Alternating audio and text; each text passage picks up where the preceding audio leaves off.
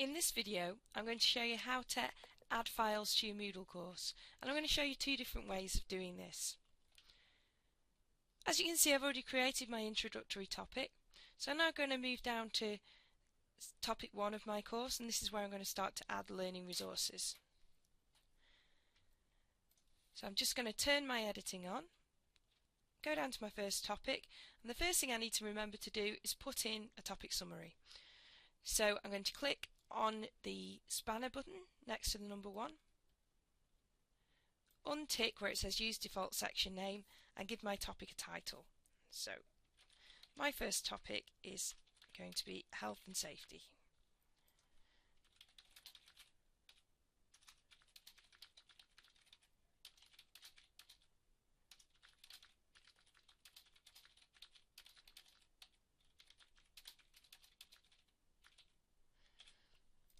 Just put a brief introduction in so the students know what they're going to be studying for that particular unit. So now I've got my topic summary in there, I'm going to add my resource.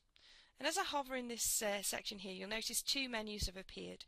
The first is the Add a Resource menu, and the second is the Add an Activity menu. The Add a Resource menu is for adding anything that the student doesn't really interact with. So resources like files, books, folders, galleries of images, those sorts of things. The Add an Activity menu includes things that the student very much interacts with, so assignments, chats, quizzes, choices, and there's some of the things we probably won't be looking at until the next course. So I'm going to go to the Add a Resource menu and select Add a File, as the file I want to add is a simple Word document. I'm going to give the file a name, and this will be something that means something to the students rather than a file name.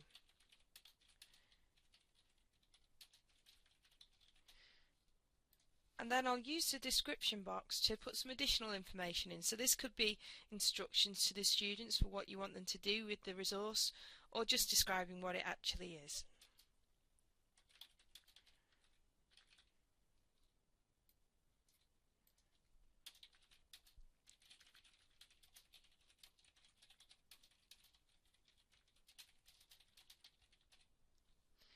I can also decide whether I want to display that description on the course page, and this will put this description that I've just written under the file name in the course list. So I'm going to do that so you can see what that will look like. I'm now going to choose the file that I want to add. So to do that, I'm going to come down to the content section and click Add. This opens up the file picker. The file picker you'll see all over Moodle, and wherever you want to add a file, add an image, add a video, this file picker will be the way that you will do that. You can see you've got a number of different options here that you can choose from. The first one is server files, so that's anything that you've got access to in any courses. As you can see, I haven't got anything in that section there.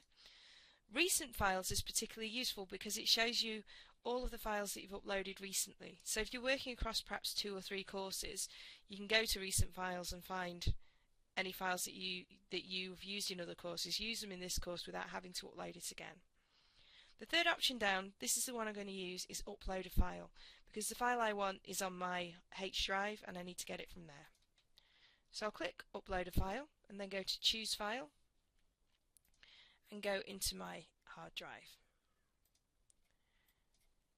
I'm going to find the Word document that I want to add and just double click it to select it. I'm going to click upload this file.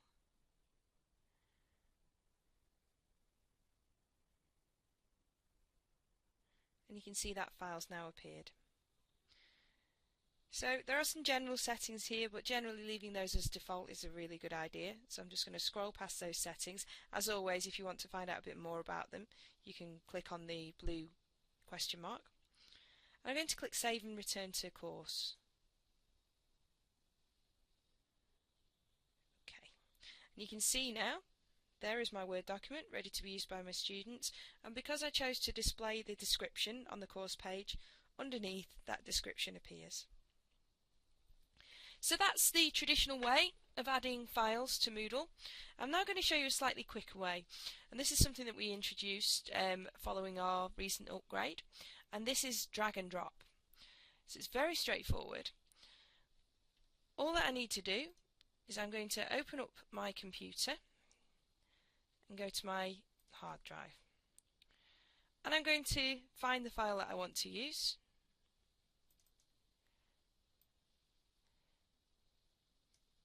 And I'm just going to grab the file that I want and drag it onto the course page.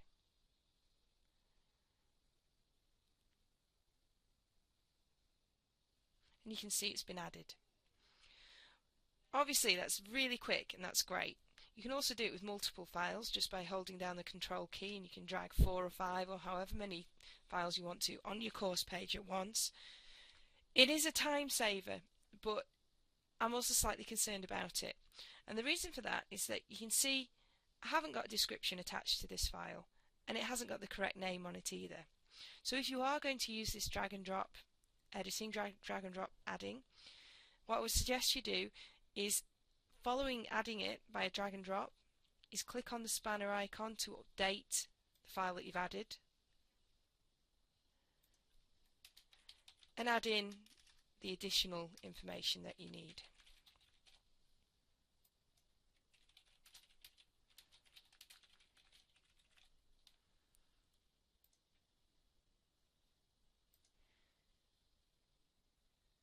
Okay, because what we're trying to avoid is having long lists of files without any real information for students about how they should be using them. We also want files to be named correctly so that the learner and the student understands what they're there for.